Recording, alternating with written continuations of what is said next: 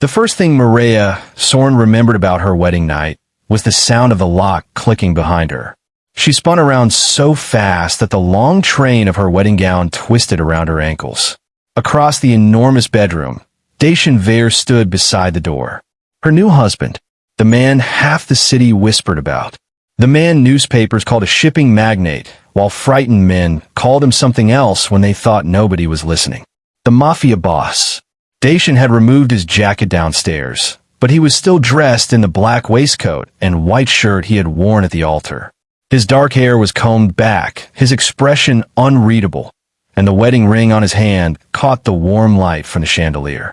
Maria stared at that hand, then at the locked door, and suddenly she couldn't breathe. Please. Dacian frowned. Maria backed away. Don't.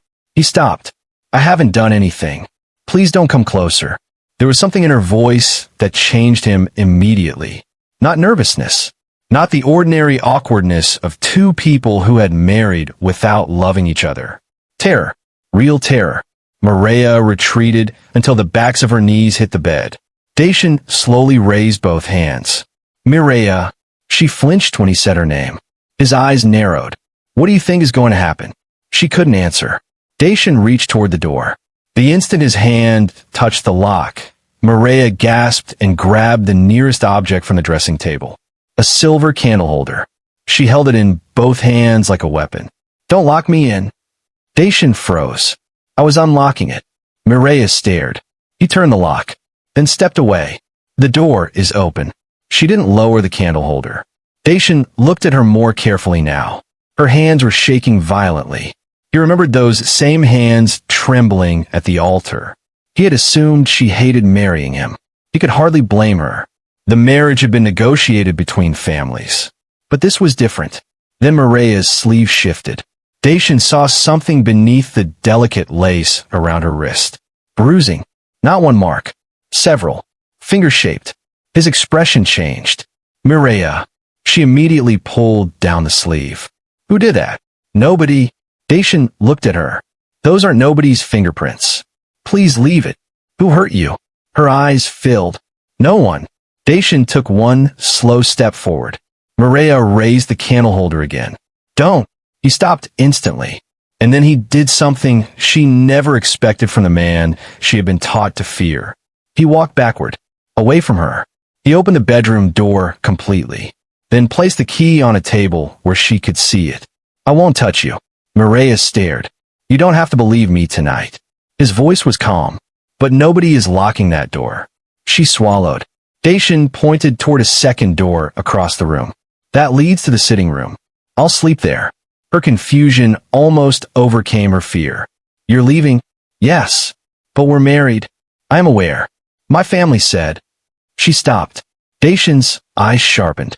What did your family say? Mireia looked down. Nothing. Dacian studied her for several seconds, then nodded. All right. He walked toward the sitting room. At the doorway, he stopped. If you need anything, there is a telephone beside the bed. She didn't answer. And Mireia? Her eyes lifted. If anyone told you that marrying me means I own you, they lied. He closed the sitting room door behind him. Mireia stood alone, still holding the candle holder. And for the first time that entire day, she began to cry. Not because she was afraid, because the man everyone had told her was a monster had just shown her more kindness in 5 minutes than her own family had shown her in years. But Dacian Vare did not yet understand why his bride was terrified. He didn't know why she had bruises beneath her wedding gown. He didn't know why she panicked at locked doors. And he certainly didn't know that Mireia's family had not forced her into this marriage merely to settle a business alliance. They had married her to him because they desperately needed her out of their house before she revealed what she had discovered. By morning, Dacian would learn the first part of the truth. By the end of the week, someone would try to make sure Mireia never told him the rest. 3 months earlier, Mireia had never heard Dacian Vare's voice. She knew his name. Everyone in the coastal city of Orléans did. Vare Maritime owned freight terminals, warehouses, private docks, and a fleet of cargo vessels that crossed 3 seas. The legitimate empire was enormous. The empire people whispered about was larger. Dacian had inherited a criminal organization at 31 after his uncle was assassinated. Unlike the men before him, he had spent the next decade pushing much of the operation toward legitimate business. That did not make him harmless. People still disappeared from negotiating tables when they betrayed him. Men twice his age lowered their voices when he entered rooms. Dacian rarely threatened anyone. He didn't need to. Mireya's family, the Sorns, had once possessed similar influence. Not anymore. Her father, Oliver Sorn, had built a respected luxury import company. After his death, Mireya's eldest brother, Renwick, took control. Within 4 years, the business was drowning. Bad investments, hidden loans, gambling debts, and deals with people Renwick should never have trusted. Mireya knew almost none of this. Her family made sure of it. She lived in the old Sorn estate with Renwick, her widowed Aunt Corisande, and her younger cousin Viola. Mireya worked quietly restoring antique books for museums and private libraries. She loved old paper, cracked leather, faded handwriting, things that revealed their history slowly. People were more difficult, especially her family. After her father died, the Sorn house changed. Renwick controlled the accounts. Corisande controlled Mireya, what she wore, where she went, whom she spoke to.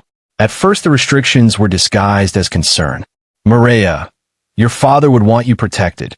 Mireya, the city is dangerous. Mireya, let Renwick handle business. Then concern became control. Her bank access disappeared. Her car was sold. Staff members who had known her since childhood were dismissed. Her passport was kept in Renwick's safe. When Mireya protested, Corisande called her ungrateful.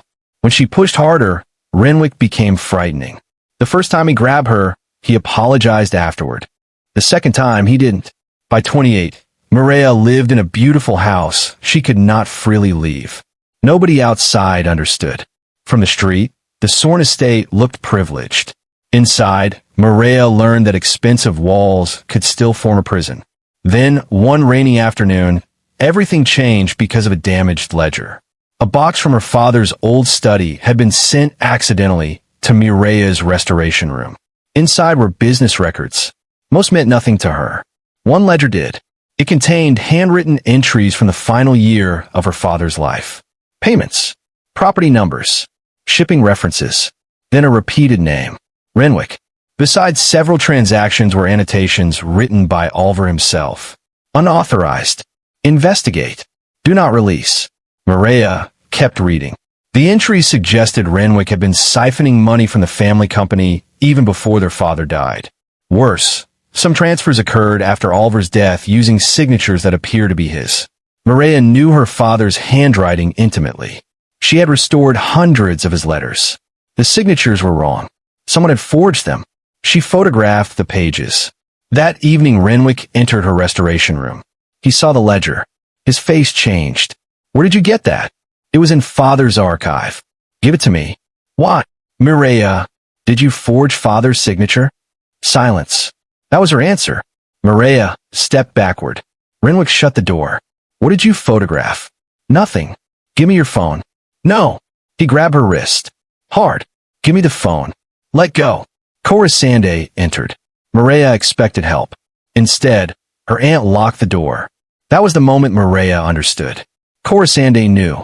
Maybe not everything, but enough. Renwick took Mireya's phone. He deleted the photographs. Or thought he did.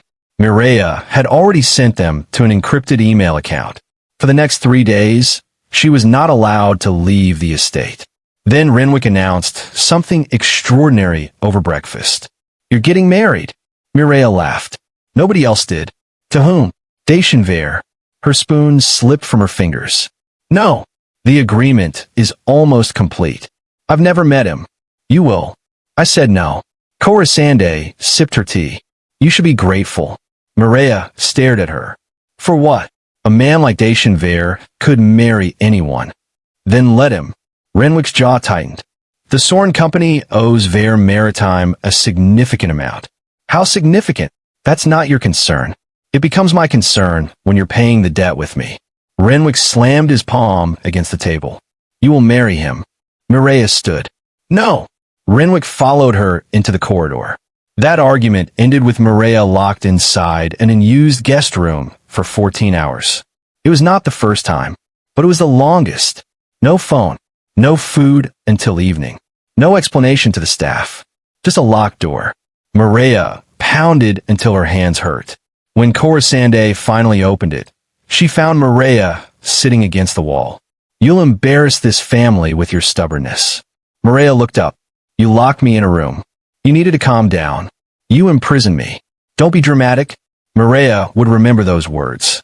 Don't be dramatic. They became Corisande's answer to everything. Bruises? Don't be dramatic. Threats? Don't be dramatic. Taking her money? Don't be dramatic. A locked bedroom? Don't be dramatic. 2 weeks later, Maria met Dacian. The meeting took place at a private botanical conservatory rather than either family's home. Maria expected an arrogant criminal. Instead, she found a tall, composed man standing beneath a glass ceiling while rain moved above him. He wore charcoal rather than black. No visible weapon. One security man waited far away. Dacian looked at her. "Maria Sorn." She nodded. "Mr. Vare." "Dacian, I don't think we're familiar enough." Something almost resembling amusement crossed his face. "Fair." They sat. Dacian noticed immediately that she kept checking the exits. He also noticed Renwick had insisted on waiting outside. "Your brother tells me you approve of this arrangement." Maria stared. "He told you that?" "Yes." "Interesting." Dacian leaned back. "Do you?" Maria could have said no. She wanted to. But through the glass doors, Renwick was watching. She remembered his warning that morning. "Embarrass me, and you won't see your restoration studio again. Everything her father left you can burn." Maria folded her hands. "I understand the arrangement. That wasn't my question." She looked at Dacian. He was watching too carefully. "I will do what my family requires." His expression hardened. Again, not an answer. "Perhaps you should stop asking questions when you've already negotiated the transaction." Dacian became still. Maria immediately regretted the words. Then he said, "You think I bought you, didn't you?" "No. My brother's debt disappears if I marry you." "Part of it. Then perhaps we disagree on the definition." Dacian looked toward Renwick. Something in his face changed. "What did he tell you?" "That you're dangerous." "True. That refusing you would have consequences." Dacian's eyes returned to hers. "I never said that." Maria said nothing. Dacian leaned forward. "If you don't want this marriage, tell me." Her heart pounded. Outside, Renwick moved closer to the glass. Maria could almost hear him. She imagined her father's letters burning, her documents disappearing. Another locked room. "I'll marry you." Dacian did not look satisfied. "Because you want to?" "Because I said I would." "Maria, is that enough?" "No." She looked at him. "Then perhaps you shouldn't marry me." For 3 seconds, she thought he might cancel everything. Part of her prayed he would. But Dacian had his own reasons for accepting the alliance. The Sorn Company controlled warehouse rights essential to a legitimate expansion he had spent years building. He also believed marriage would prevent rival syndicates from absorbing the failing Sorn network. And Renwick had assured him repeatedly that Maria agreed. Dacian made the mistake of believing him. The wedding was scheduled for 6 weeks later. Those 6 weeks became the worst of Maria's life. Her family feared she might run, so they watched her. Corisande took control of wedding preparations. Renwick confiscated her identification documents. Maria tried contacting an old colleague. Renwick discovered it. That was how the bruises appeared around her wrist. On the morning of her wedding, Corisande entered Maria's room and found her sitting before the mirror. "You should smile." Maria looked at her reflection. "Why? You're marrying one of the richest men in the region. Is that supposed to make this voluntary?" Corisande sighed. "You always make everything ugly." "No." Maria turned. "You just don't like hearing what it is." Corisande's face hardened. "You will walk downstairs. You will marry him. You will be a good wife. And you will never tell Dacian about those ledgers." Maria looked at her. "So that's what this is really about." Corisande leaned closer. "If he discovers Renwick defrauded companies connected to Vare Maritime, your brother won't simply lose money. Then maybe Renwick should have considered that before stealing it." Corisande slapped her. Maria's head turned. The room became silent. Corisande immediately looked frightened by her own action. Maria slowly faced her. Thank you. Her aunt blinked. For what? For making sure I never confuse what you're doing with love again. An hour later, Maria walked down the aisle. Dacian watched her. Everyone else saw a beautiful bride. He saw someone walking toward an execution. He nearly stopped the ceremony. Then Maria reached him. Her eyes lifted. Are you all right? He whispered. Yes. It was a lie. He knew it, but he did not know why. The ceremony continued, and that brought them to the locked bedroom. The bruises, the candle holder, the terror, and the moment Dacian finally understood that something was very wrong. He did not sleep that night. Neither did Maria. At 5:40 the next morning, Dacian sat in the private sitting room when he heard the bedroom door open. Maria appeared wearing a robe over her nightdress. She looked exhausted. Dacian stood. She immediately tensed. He sat again. Sorry. Maria noticed. You don't have to sit every time I enter a room. Apparently, I do until you stop looking for objects to hit me with. For the first time, she almost smiled. Almost. Dacian pointed toward the breakfast tray. I had food brought. I'm not hungry. Neither am I. Silence. Maria sat in the chair farthest from him. Dacian didn't comment. After several minutes, he said, Your brother lied to me. Her eyes lifted. About what? You wanting this marriage. Maria looked away. Did he threaten you? Nothing. Maria, please don't interrogate me. I'm not. It feels like it. Dacian nodded. All right. He stopped. That unsettled her more than pressure would have. She waited. He simply drank his coffee. Finally, she asked, You're not going to demand an answer? No. Why? Because you asked me not to. Maria stared at him. Such a simple thing. She asked. He listened. Her family had trained her to expect every boundary to become an argument. Dacian looked toward her bruised wrist. I don't need to ask one thing. She stiffened. Are you currently in danger from anyone inside this house? No. Do you believe someone from your family will come here and hurt you? Maria hesitated. I don't know. That was enough. Dacian reached for his phone. What are you doing? Changing security instructions. Don't. He stopped. If Renwick realizes I've told you anything. You haven't. He'll assume. Dacian lowered the phone. What are you afraid he'll do? Maria's eyes filled. Destroy what my father left me. Property. Some. Documents. She said nothing. Dacian understood. Evidence. Maria looked at him sharply. There it was. He had found the door. Now he needed to decide whether to force it open. He didn't. Instead, he said, When you're ready. Maria stared at him, then began crying. Quietly. She seemed embarrassed by it. Dacian remained seated. After several minutes, she whispered, My brother stole from my father. Dacian didn't move. He forged documents after father died. She swallowed. I found records. What kind? Ledgers. Transfers. Signatures. Where are they? Renwick has the original ledger. Copies. Maria looked at him. Yes. Where? I won't tell you yet. Dacian nodded. Good. She frowned. Good. If you don't trust me yet, you shouldn't tell me where your only evidence is. Maria stared. You're not angry? At you? Yes. No. She looked confused. Dacian leaned back. I'm becoming increasingly angry at several other people. That morning changed everything. Dacian did not confront Renwick. Not yet. He hired an independent forensic investigator named Joran Quill, a former financial crimes examiner who owed allegiance to nobody in either family. Maria agreed to provide copies of selected records. The findings were worse than expected. Renwick had forged his father's signatures, diverted company assets, borrowed against properties Maria partially owned, and concealed liabilities from Vare Maritime during negotiations. But one discovery was even more disturbing. Maria had inherited 35% of the Soren holding company.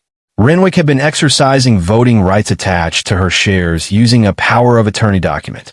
Maria had never signed it. Her signature was forged too. Dacian placed the report on his desk. His face became expressionless. Joran knew that expression. There's more. What? Your marriage agreement. Dacian looked up. Renwick represented Maria as consenting to transfer certain voting rights after marriage. I saw the provision. Look at the attached authorization. Dacian did. Maria's signature. Dated 3 weeks before she met him. Impossible. Dacian stood. He understood now. The marriage wasn't only about debt. Renwick needed Maria married into a family powerful enough to stabilize the Sorn business, while legal documents quietly transferred her control. She wasn't the solution. She was the asset being moved. That afternoon, Dacian found Maria in the mansion library. She had discovered his collection of damaged first editions. "You have terrible humidity control," she said without looking up. Dacian stopped. "Excuse me? This room." She pointed. "Your books are suffering. My books are extremely expensive. Expensive things can still be neglected." Dacian stared. Maria realized what she had said. For 1 second they looked at each other. Then she laughed. A small laugh, but real. Dacian smiled. It was the first time she had seen him do it. "You should do that more often," she said. "What? Look less terrifying. I have a reputation." "Your reputation is exhausting." He sat opposite her. "Maria, we found something." Her smile disappeared. He showed her the documents. She read them. Then again, her face drained. "I never signed this." "I know. They forged my signature." "Yes. They were going to transfer my shares." "Yes." She stood. Dacian expected anger. Instead, Maria started shaking. "They're going to come for me." "No. You don't understand, Renwick. I understand enough. He'll know I told you. He already knows the audit has started." Maria went pale. "What?" Dacian realized too late. Someone contacted the Sorn company's attorney this morning. She backed away. "You shouldn't have done that. It was necessary. You don't understand." "Maria, he locked me inside a wine cellar for an entire night when I was 26 because I tried to access father's accounts." Dacian froze. The sentence seemed to change the temperature of the room. "What?" Maria covered her mouth. She hadn't intended to say it. Dacian stood slowly. "Renwick locked you in a cellar?" "Forget it. For an entire night?" "Dacian, is that why locked doors frighten you?" Her silence answered. Dacian's jaw tightened. "He told everyone I'd had too much to drink and gone to bed."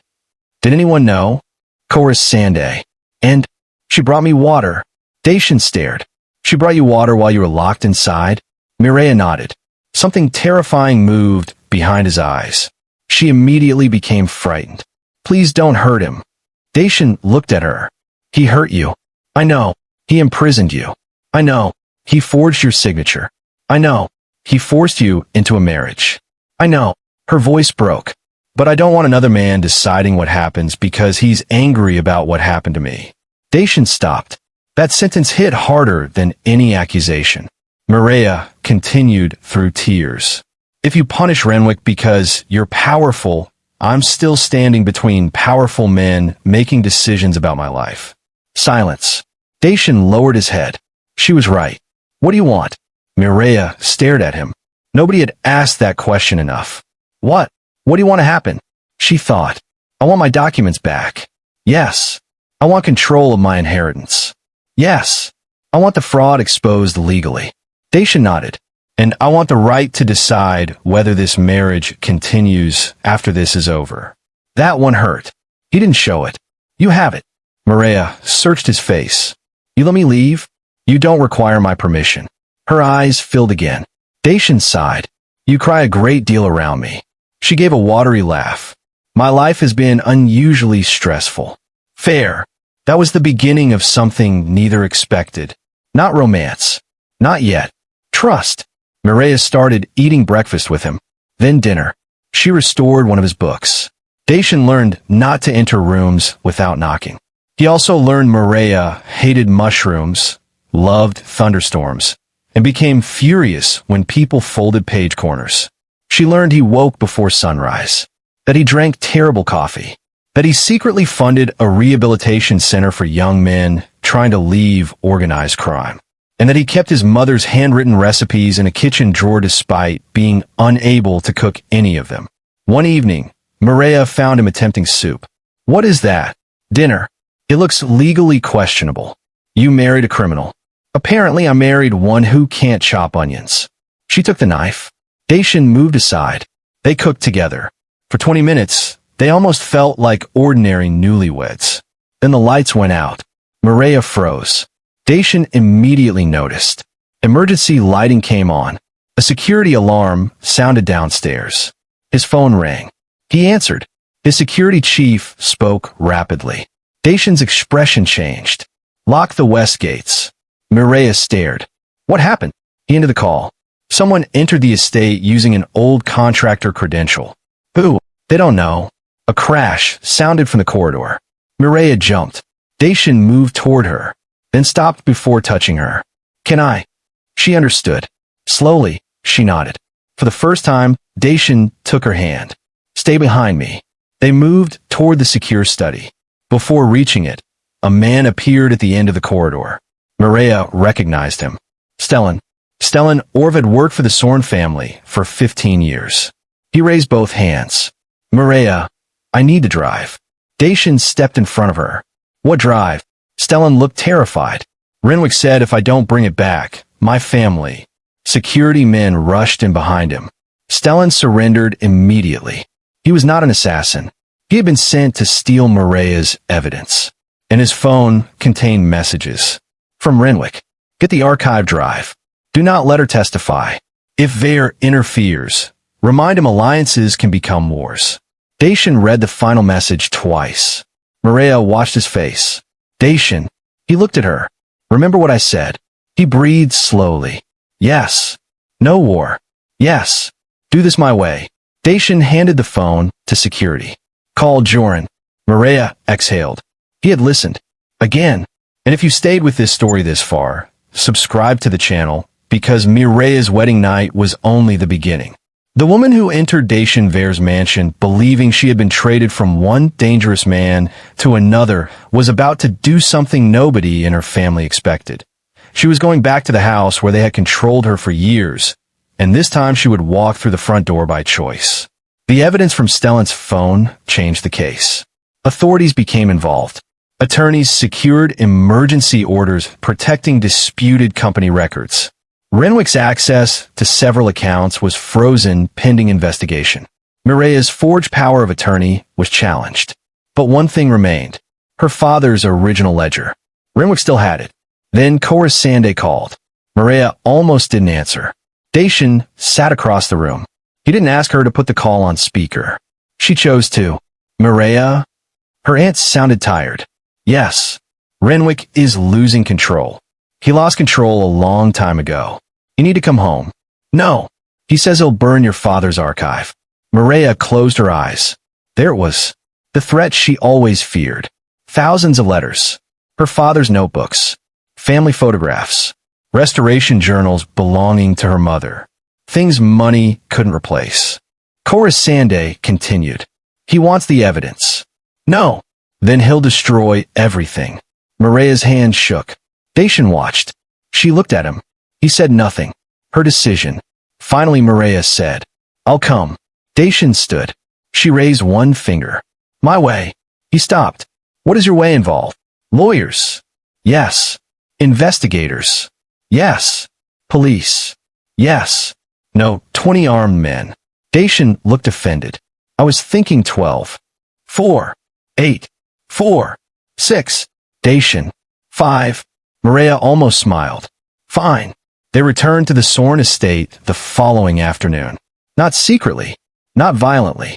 Mireya arrived with her attorney, a financial investigator, 2 officers authorized to secure records relevant to the fraud investigation, and 5 members of Dacian's security team who remained outside. Dacian walked beside her. At the front door, Mireya stopped. Her breathing changed. He noticed. Do you want to leave? She stared at the house. No. You can. I know. That was precisely why she stayed. The door opened. Corisande stood inside. For the first time, Mireya saw her aunt look small. Mireya, where's Renwick? In your father's study. Mireya entered. Every step brought memories. The staircase where Renwick once grabbed her arm. The dining room where her marriage was announced. The corridor leading to the guest room where she had been locked away. She stopped outside that door. Dacian stood several feet behind her. Mireya opened it. Empty. Sunlight through the curtains. Just a room. Not a prison anymore. She closed it. Then continued. Renwick waited inside Alvar's study. The ledger lay on the desk. Beside it was a metal wastebasket. A lighter rested in Renwick's hand. Mireya. She stopped. Dacian's expression became murderous. Mireya lifted her hand without looking at him. Stay. Dacian stayed. Renwick laughed. You trained him quickly. Mireya's face hardened. No. That's the difference between you and me. You control people. I ask them to respect my decisions. Renwick looked at Dacian. The great Dacian Vare, taking orders from his frightened little wife. Dacian said nothing. That silence irritated Renwick. Mireya stepped forward. Give me father's ledger. Give me the copies. No. Renwick picked up the lighter. I'll burn it. Then burn it. Everyone froze. Renwick stared. You don't mean that. Mireya's heart was pounding. Yes, I do. This was father's. I know. You spent your life preserving his things. I did. Renwick smiled. So give me the evidence. No. His smile disappeared. Mireya's voice shook, but she continued. You controlled me because you learned what I was afraid to lose. My work, my inheritance, my father's belongings, my reputation, my freedom. She looked at the ledger. I love that book, but I don't love it more than I love being free of you. Renwick flicked the lighter. Flame appeared. Mireya didn't move. Neither did Dacian. Renwick looked around. For the first time, his threat had no power. He extinguished the flame. Take it. The officers stepped forward. Renwick suddenly grabbed the ledger and lunged toward the fireplace. Dacian moved. Fast. But Mireya shouted. No! Everyone stopped. One officer intercepted Renwick. The ledger fell. Another officer restrained him. No beating. No mafia execution. No revenge. Just consequences. Renwick screamed at Mireya. You destroyed this family. Mireya looked at him. No, you did. He was taken away. Corisande stood in the corridor, crying. Mireya walked toward her. Her aunt whispered, I was trying to keep the family together. You helped him lock me in rooms. I was afraid of him. So was I. Corisande looked at her. Mireya continued. Being afraid explains some things. It doesn't erase them. Her aunt lowered her head. Will you ever forgive me? I don't know. Corisande nodded. It was perhaps the first honest answer anyone in that house had accepted from Mireya without punishment. Mireya collected her father's archive. Not because Renwick had surrendered it. Because legal ownership records confirmed much of it belonged to her. Boxes were loaded into a conservation facility. The house itself entered litigation connected to the company. Mireya walked outside, then stopped on the front steps. Dacian came beside her. Ready. She looked at the gates. Years earlier, she had imagined running through them. Now they were open. Yes. Dacian extended his hand, then paused. He had developed the habit, never assuming. Mireya looked at his hand, then took it. Months passed. Renwick was charged in connection with fraud, forgery, coercive financial conduct, and other offenses uncovered during the investigation. The legal process moved slowly, but for Mireya, the most important victory happened before any verdict. Her assets were restored to her control. Her passport came back. Her accounts became hers. Her father's archive was safe, and nobody could legally sign her name without her consent. But another question remained. Her marriage.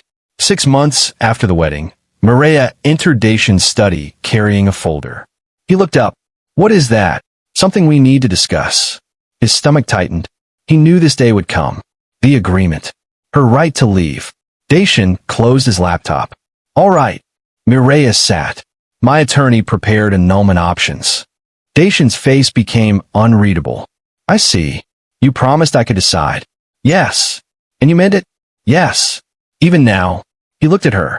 Mireya, if you want to leave this house tonight, I'll make sure nobody stops you. Her throat tightened. And if I leave you, I'll survive. Will you? No. She laughed unexpectedly. Dacian smiled sadly. But I'll respect it. Mireya placed the folder on the desk. I don't want an annulment. Dacian stopped breathing. She continued. I want a choice. You have one. No. I mean a real one. She removed her wedding ring. Dacian stared. Mireya placed it between them. I want us to start again. His expression became confused. No debt. No family agreement. No business alliance. No signatures made under pressure. She looked at him. I want you to ask me. Dacian understood. Something softened in his face. He stood, then walked around the desk. Mireya watched. He lowered himself on one knee. She burst out laughing. I didn't mean right now. Too late. Dacian. He picked up the ring. Mireya Sorn. She covered her mouth. The first time you married me, you were afraid of what would happen if you said no. His voice became quieter. So this time, I want you to know exactly what happens if you say no. She waited. You walk away. You keep everything that belongs to you. You keep your work, your name, your money, your freedom, and nobody follows you unless you ask. Mireya was crying again. Dacian smiled. Still a lot of crying. Finish. Yes, ma'am. She laughed. He continued. I don't want a wife who obeys me. I don't want a debt settled. I don't want the woman your family tried to hand over. I want the woman who insulted my library's humidity. Mireya laughed harder. The woman who makes soup properly. The woman who tells a mafia boss how many security guards he's allowed to bring. 5 was still unreasonable. It was dangerously low. Dacian, right? He looked into her eyes. I want you. Only if you choose me. Mireya, will you marry me? She stared at him. This time, there was no Renwick watching through glass. No Corisande behind her. No threatened inheritance. No debt. No locked room waiting if she refused. She could say no. And because she could say no, her yes finally belonged to her. Yes. Dacian closed his eyes. Then opened them. May I put the ring on you? Mireya smiled through tears. Yes. He did. Then stood. He didn't kiss her. Not immediately. He waited. Mireya noticed. Dacian. Yes. You can kiss your wife. Are you certain? She grabbed his shirt and kissed him first. Their second wedding was 4 months later. Smaller than the first. No political guests. No business alliance. No photographers except one old friend Mireya trusted. She chose her own dress. Invited her own guests. Walked down the aisle alone. Dacian waited beneath an old cedar tree on the grounds of a restored monastery outside Orléans. When Mireya reached him, he whispered, You're sure? She smiled. Ask me again, and I'm leaving. He almost laughed during the vows. That evening, they returned to Vare House. Dacian walked with her toward their bedroom. At the door, Mireya stopped. For a moment, the memory returned.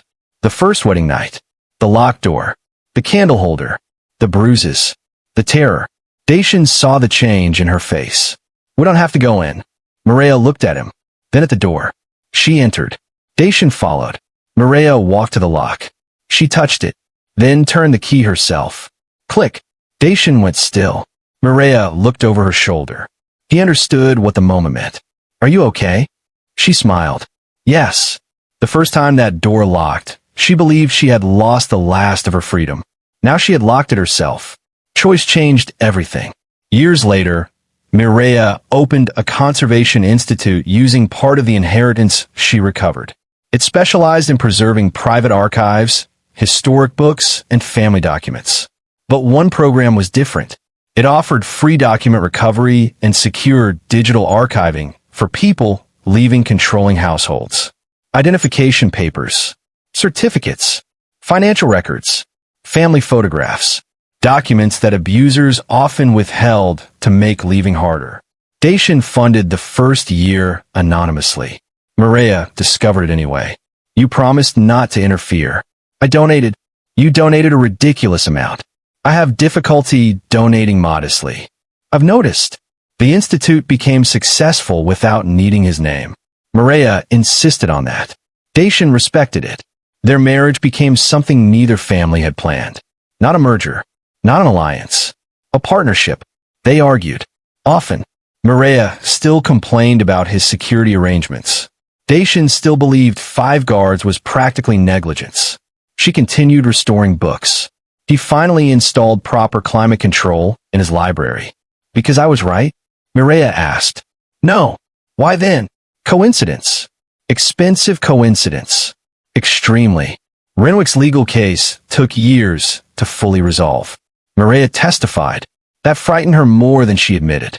The morning she entered court, Dacian offered to accompany her. She said yes. He sat behind her. Not beside the attorneys. Not speaking for her. Behind her.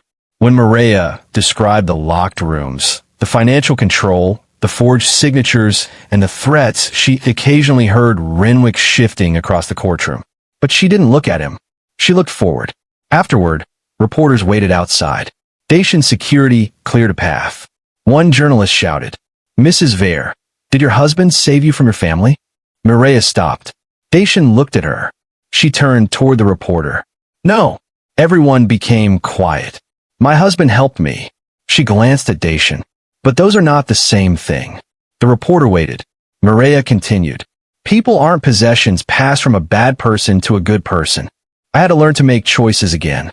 He respected those choices. That mattered. Dacian said nothing. But later, inside the car, he took her hand. "You didn't save me," she teased. "Apparently not." Disappointed? Devastated? She smiled. "You did make terrible soup. I have many talents. Cooking isn't one." Years passed. One night, during a storm, Maria found the silver candle holder from their first wedding night inside a storage cabinet. She stared at it. Dacian entered. "What did you find?" Maria lifted it. Recognition crossed his face. "Oh, you kept this. It belongs to the house. I threatened you with it. You had excellent form." She laughed, then became quiet. "I really thought you were going to hurt me." "I know. Does that bother you?" "Yes." "Because I misjudged you?" "No." Dacian leaned against the cabinet. "Because someone taught you to expect it." Maria looked at him. He continued. "I spent years being offended by fear. People fear my name, and I considered that useful. Then I saw you afraid of me. And for the first time, I understood what fear actually looks like when you're the person causing it. But you weren't causing it. Not originally." He paused. "But I could have. If I had demanded obedience, because we were married. If I'd ignored your panic. If I decided my intentions mattered more than your fear." Maria touched the candle holder. "You opened the door." "Yes." "That was the first thing." "What?" "The first reason I wondered whether everything they told me about you was wrong." Dacian smiled faintly. "All because I unlocked a door." Maria shook her head. "No, because I asked you not to come closer. And you didn't." That was the heart of their story. People later romanticized it. The frightened bride. The feared mafia boss. The terrible family. The rescue. But Maria never liked that version. It made Dacian powerful and her helpless. The truth was more complicated. Dacian had power. He used it to create space around her until she could rediscover her own. He had resources. He used them to bring evidence into the light instead of replacing law with vengeance. He had every opportunity to become another man, deciding what Maria needed. Instead, when it mattered most, he asked, "What do you want?"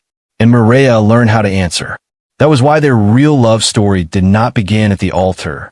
It began after midnight, with a terrified woman holding a candle holder, a dangerous man standing across the room, a locked door between fear and freedom, and one small sound. Click. The door unlocking. Years later, on their anniversary, Maria and Dacian returned to the Botanical Conservatory where they first met. Rain moved across the glass ceiling again. They sat at the same table. Maria smiled. "You asked me if I wanted to marry you here. You avoided answering. I was being threatened. I know that now. You were terrible at reading people. I run criminal organizations. People usually tell me what they think I want to hear. Maybe that's why you were terrible at reading people." Dacian considered it. Annoyingly reasonable. Maria looked through the glass, toward the rain. "Ask me now." "What?" "The question." Dacian smiled. "Do you want to be married to me?" She pretended to consider. "Most days." Maria. "Yes." She laughed. "Yes, Dacian. I do." He reached across the table. She placed her hand in his. Not because a contract required it. Not because her brother ordered it. Not because two families needed an alliance. Because she wanted to. And sometimes the distance between captivity and love isn't measured in miles. Sometimes it is measured in whether the door can open. Whether no is allowed to mean no. Whether yes is freely given. Whether someone sees your fear and asks how to control you. Or sees your fear and gives control back. If this story stayed with you, subscribe to the channel for more emotional stories about hidden truths, unexpected love, betrayal, courage, and people finding their strength when everyone around them assumes they have none. And tell me in the comments which moment affected you most. Was it the wedding night when Maria raised the candle holder because she believed Dacian was about to lock her in, only for him to unlock the door and walk away?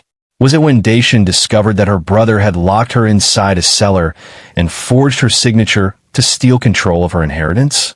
Was it when Maria stopped Dacian from taking revenge and insisted that Renwick face lawful consequences instead? Or was it when, months later, she removed her wedding ring and asked Dacian to propose again, so that, for the first time, her answer could truly be hers? Like the video, share the story with someone who might appreciate its message, and let me know your favorite moment below. Because Maria's family thought forcing her to marry the most feared man they knew would silence her forever. Instead, they made one enormous mistake. They sent her to the first person powerful enough to control her, who chose not to. And on the wedding night Maria feared would become another prison, Dacian Vare opened the door.